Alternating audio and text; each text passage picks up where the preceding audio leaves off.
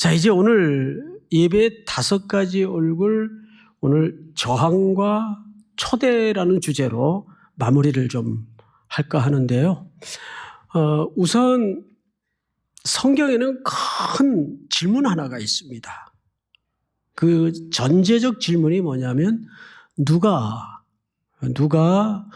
온 피조물 가운데 누구를 경배할 것인가가 질문입니다. 누구를 경배할 것인가? 그래서 그 해답은 어린 양과 보좌에 앉으신 삼위 하나님께만 경배하라가 성경의 전체 이야기예요. 몇 차례에 걸쳐 이런 얘기를 드렸어요. 선교라는 것은 수단적 가치다. 그리고 그 수단적 가치의 진짜 목적은 궁극적 가치겠죠. 예배입니다. 예배가 무너진 곳에, 예배를 모르는 곳에, 예배를 알지 못하는 영혼들에게 결국 예배가 무엇이며, 그리고 그 예배는 누구에게 경배가 올라가야 되는가를 말하고 싶은 것이 성경의 이야기입니다. 자, 그런데 성경은 그렇게 얘기하는데 세상은 동의할까요? 동의하지 않을까요? 동의하지 않습니다. 그 세상은 시대마다 우상의 모습도 달라져 변천을 이루고 있습니다. 이 그리스여지던 1세기 시대의 우상과 또 지금의 우상이 같을 수 없겠죠. 우상도 다양하게 시대마다 얼굴을 변장시켜서 우리 속에 우리도 알지 못하는 틈바구니로 이미 깊숙이 들어와 있다는 얘기예요. 자, 현대 우상은 뭐예요? 현대 우상은 일단 편의주의입니다. 그리고 또 하나가 뭐냐면 현대 우상이 자기애입니다. 그러니까 우리 아이 그 말이 아니고 자기를 사랑하는 에고이즘, 그런 자기애가 우상이에요. 그래서 요즘은 절대적 진리나 절대적 가치가 없어졌잖아요.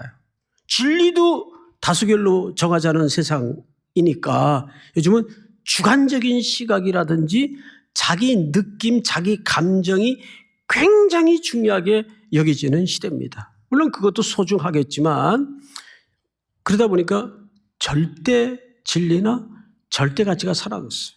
이걸 이렇게 퉁쳐가지고 우리 삶의 가까이에 모호성이라는 것으로 들어와 있어요. 그러니까 뭐가 우상숭배인지 잘 몰라요, 본인들이.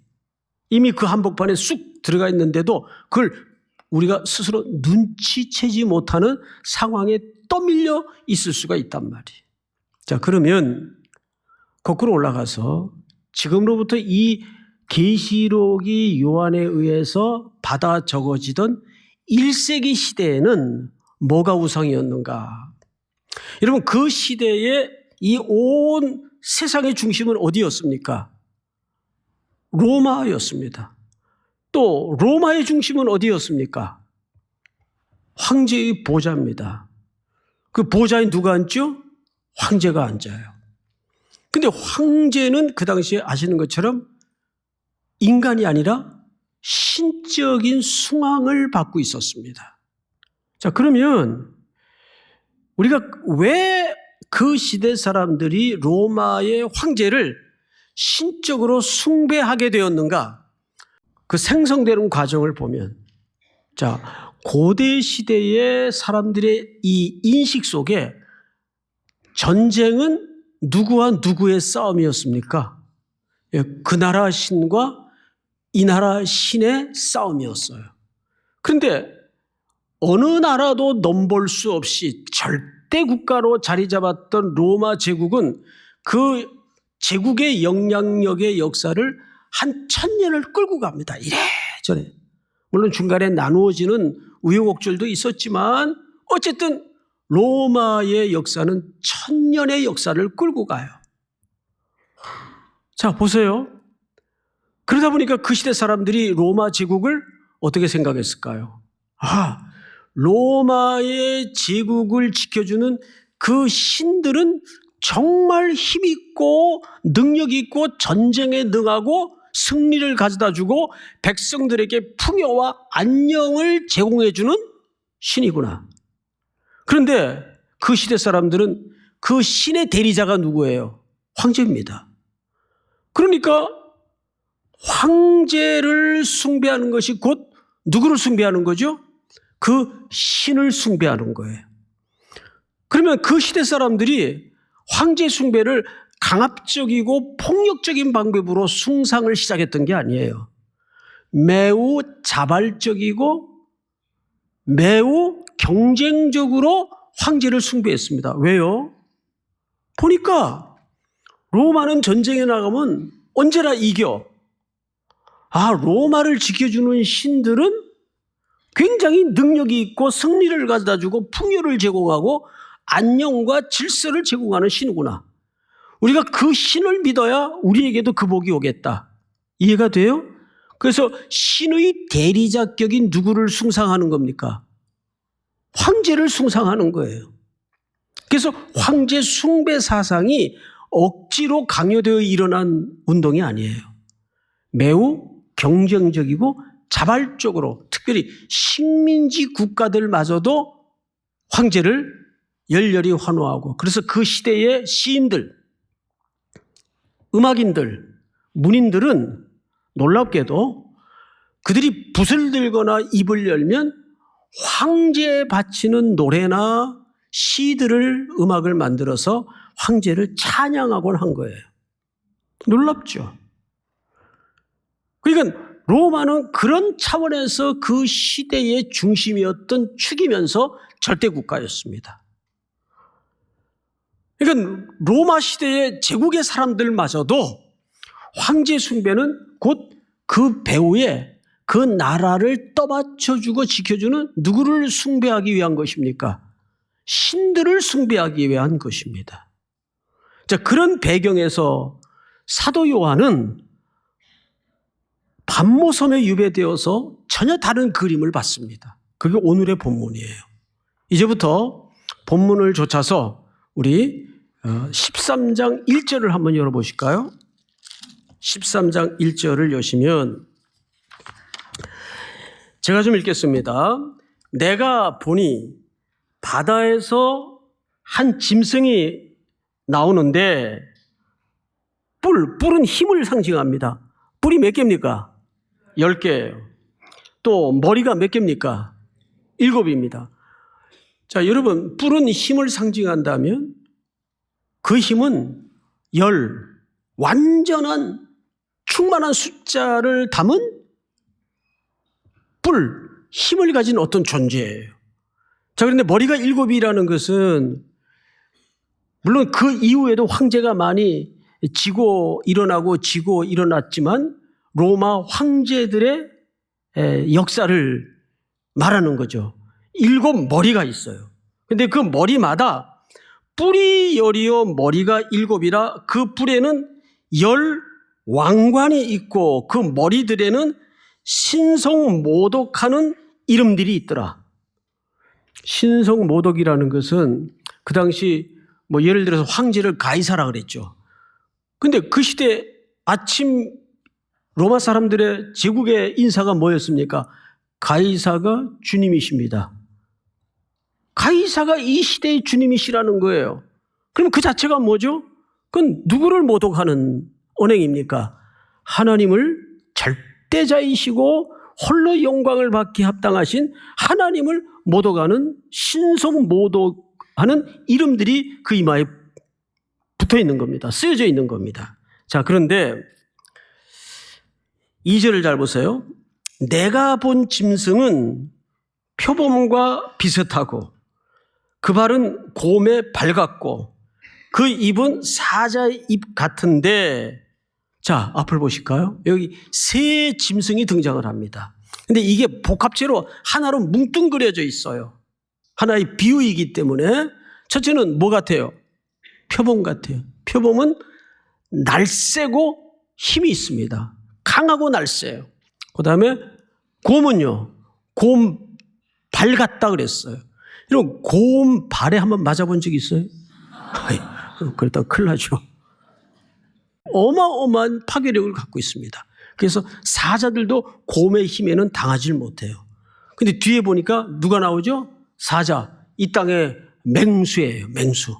자, 그러면 사자, 곰, 표범, 이 세 짐승이 최대 공약수를 골라내라면 어떤 이미지입니까? 가공스러운 파괴력. 이게 어느 나라를 가리키는 거예요? 그 시대 절대국가였던 로마 제국을 가리킵니다.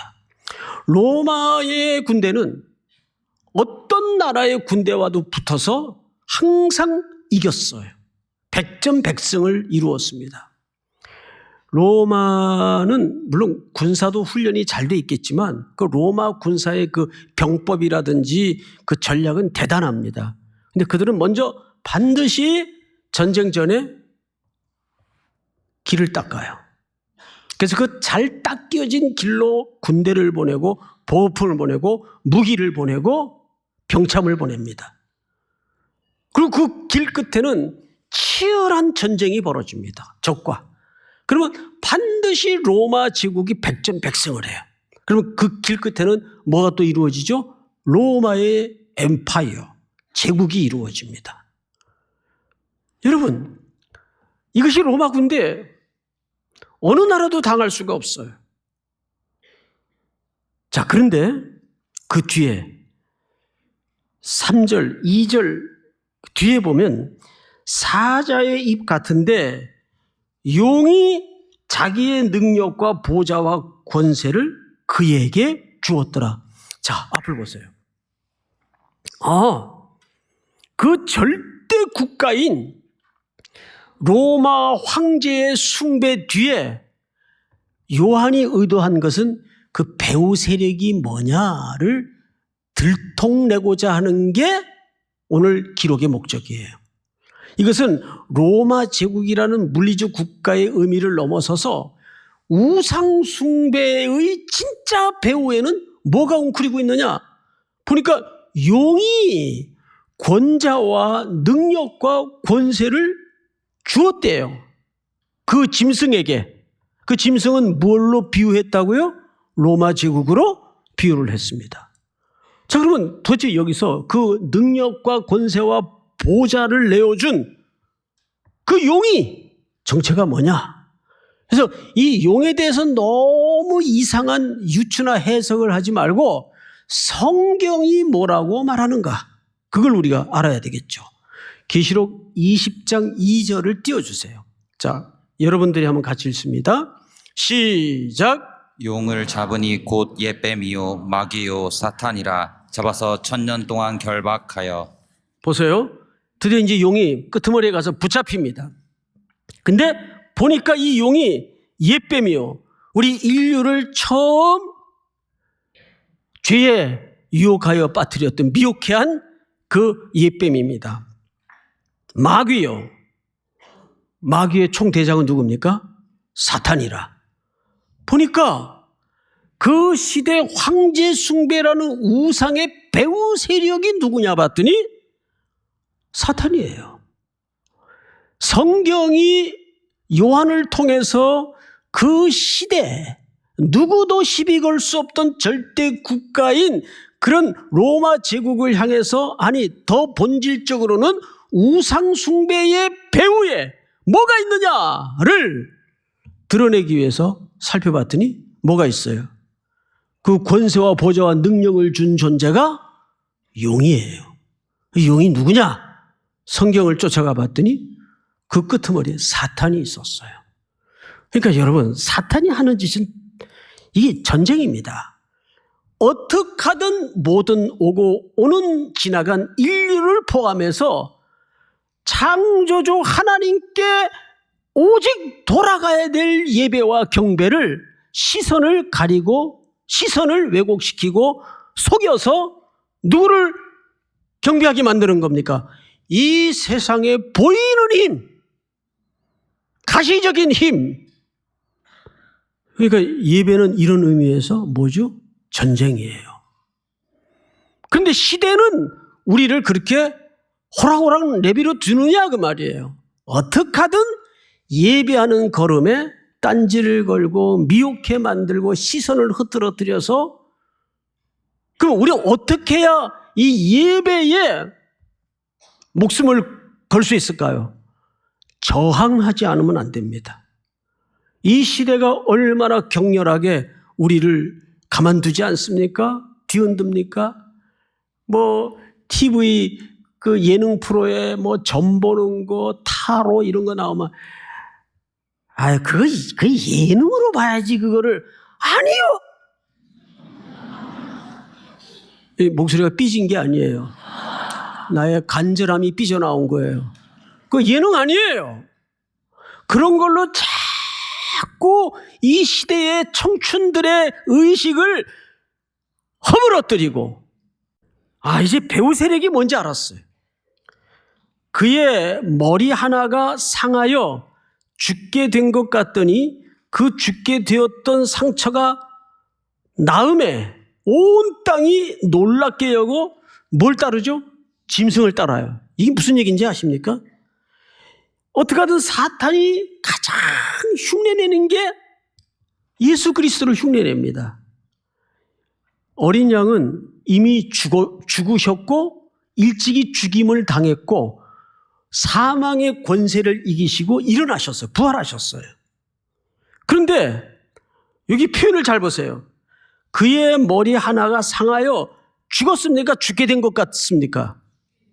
예. 아주 죽어버리면 이 어둠의 권세는 생명을 창조할 수 있는 능력이 없으니까 안 되죠.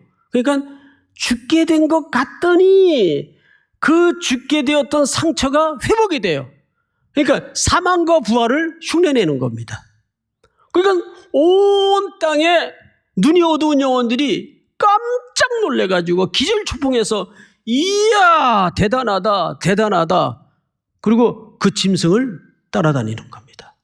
여러분, 한때 한국교회가 폭발적으로 부흥하던 7, 80년대에 이상한 집단이 한국교회에 굉장히 많았어요. 기독교도 아니에요. 그러니까 잘못된 이단들이 십자가 빼놓고 설명할 수 없고 예수 이름 빼놓고 사람들이 미혹되지 않으니까 그거 다 갖다가 흉내내는 거예요. 심지어는 저 북쪽의 집단도 마찬가지예요. 보면은 그 집안의 배경이 그 예수 믿던 사람들이 있었어요. 어른들 가운데. 그런데 그 기독교의 카테고리를 그대로 흉내를 내서 자기네들이 솔방울로 총알을 만들고 이런 전설을 자꾸 만들어내는 거죠. 흉내내는 거예요. 여러분, 그 다음 성경을 잘 보세요. 4절, 용이 짐승에게 권세를 주므로 용에게 경배하며 짐승에게 경배하여 이르되, 잘 들으세요. 누가 짐승과 같으냐? 누가 능히 이와 더불어 싸우리요? 이 말은 무슨 얘기냐면 이런 짐승의 그 보이는 힘과 능력과 실력에 견줄 사람이 이 땅엔 없다. 견줄 존재가 없다. 아까 제가 뭐라 그랬어요? 황제를 향한 우상 숭배가 강압적이고 폭력적인 방법으로 시작한 게 아니라 그랬죠. 자발적이고 경쟁적인 입장에서 처음에는 황제 숭배가 시작이 된 겁니다. 지금 이 사람들도 자발적으로 찬양하는 거예요. 이거 질문하는 게 아니에요. 누가 이 짐승에 견줄 자가 있겠느냐? 이 짐승만큼 찬양을 받을 존재가 이 땅에 있느냐? 로마 제국을 향해서, 즉 보이는 힘을 숭상하고 신뢰하는 겁니다.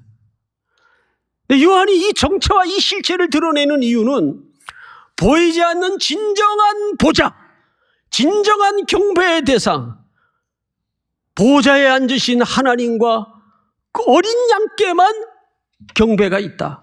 그거를 그 흔들리던 시대 독자들에게 선포하고 있는 겁니다. 그러면서 동시에 이들을 세상을 향해서 어떤 초대장을 내미는가를 잘 보세요.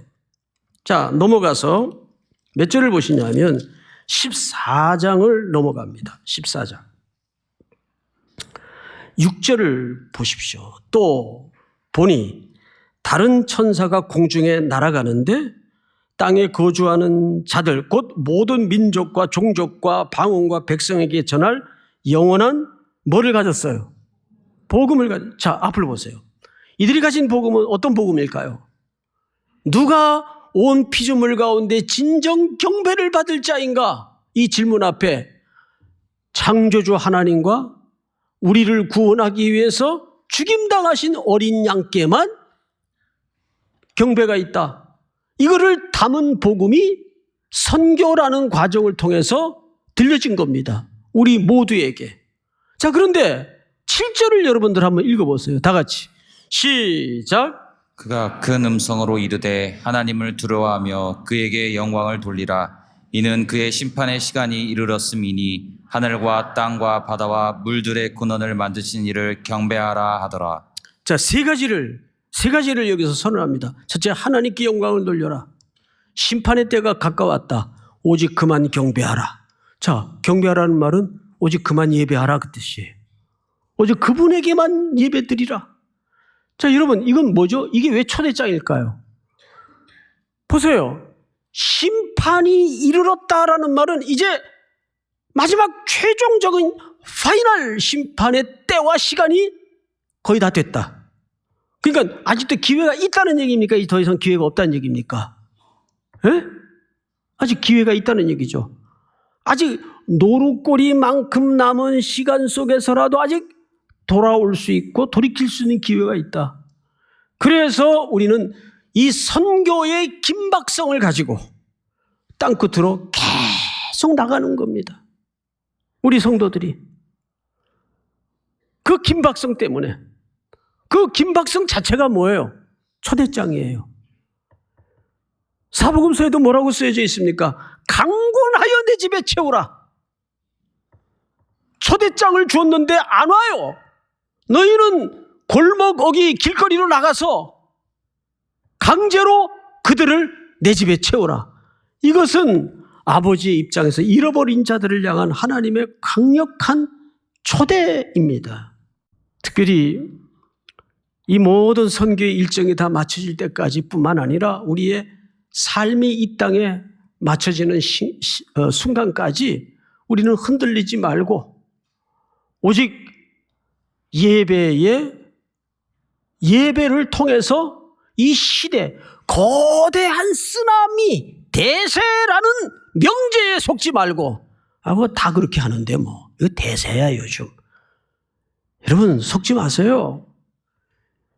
여러분들 자체가 하나님의 오리지널리티가 있는 명품들 아니에요. 근데 왜 거기다 대고 뭐 구찌니 샤넬이니 물론 그 자기 기호에 따라서 할 수 있는데 그걸 정죄하는 게 아니에요. 그런 게 나를 치장하는 게 아니에요. 어떤 값어치하고도 환산할 수 없는 어린 양의 피를 발라 구속한 하나님의 작품들인데, 포이에마 하나님의 작품들인데 그런 게 나를 증명해 주거나 나를 보증해 주는 게 아니에요. 믿습니까? 내가 이 땅에서 하나님의 예배자로 부름받았다는 것 자체가 감동이에요. 감동. 믿습니까? 여러분 쩔지 말고 떨지 말고 꿀리지 말고 한 주도 당당하게 예배자로 살아내는 승리가 있기를 주의 이름으로 축복합니다.